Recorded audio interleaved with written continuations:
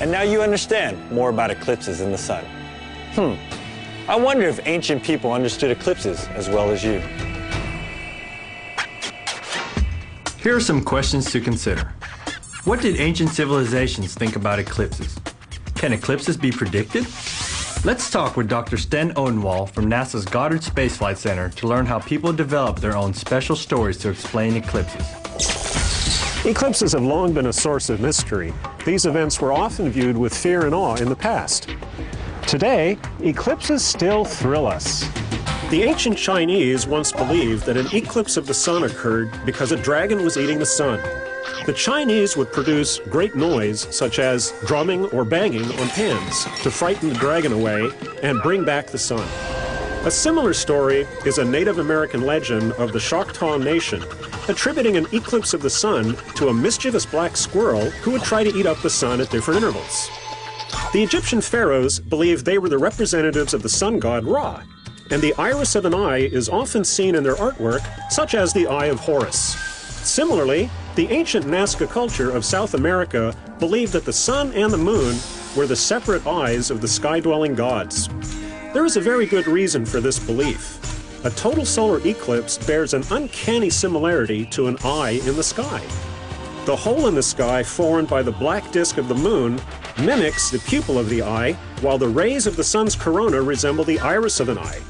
Ancient cultures around the world have drawn this same symbol. At about the same time the Nazcan culture in South America recorded their eclipse, the same eclipse may have been witnessed by Philostratus in Italy. He wrote, "There appeared in the heavens a certain corona resembling the iris, surrounded the orb of the sun, and obscured his light." It's interesting that Philostratus used the term corona, which is the Latin word for crown. Today, astronomers still use that word to refer to the outer atmosphere of the sun. The ancient Greeks once feared eclipses, but fear turned to reason when a Greek-Turkish philosopher by the name of Thales used deductive reasoning to predict an eclipse. According to some historians, Thales was the first person to study solar patterns to accurately forecast an eclipse. The date was May 28, 585 BC. His prediction of darkness in the middle of the day actually brought an end to a 6-year war fought between two cities. Thales carefully studied the patterns of the moon. To do this, he used records left by the Egyptians and Babylonians. His prediction earned him a place among ancient historians as one of the 7 wise men of ancient Greece.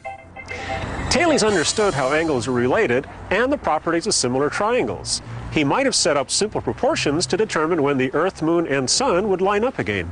Thales may also have known that every 18 years and 10 days, the Earth, Sun, and Moon are in the same geometric relationship. This is called the Saros cycle. This means the same lunar phase happens on the same calendar day. Thales might have known when the last solar eclipse occurred in his geographic region from records kept by the ancient Babylonians. By adding multiples of the Saros cycle, every 18 years and 10 days, he could have predicted that a new moon and eclipse would reoccur on May 28, 585 BC. Some people thought he was a powerful magician, but Thales may simply have been using observations, historical records, and a little arithmetic to make his famous prediction. By always asking why and how, Thales contributed to the development of science and mathematics. Every time we observe a pattern and predict an outcome, we follow his example. Today, we know enough about the orbits of the Earth and the Moon to predict eclipses.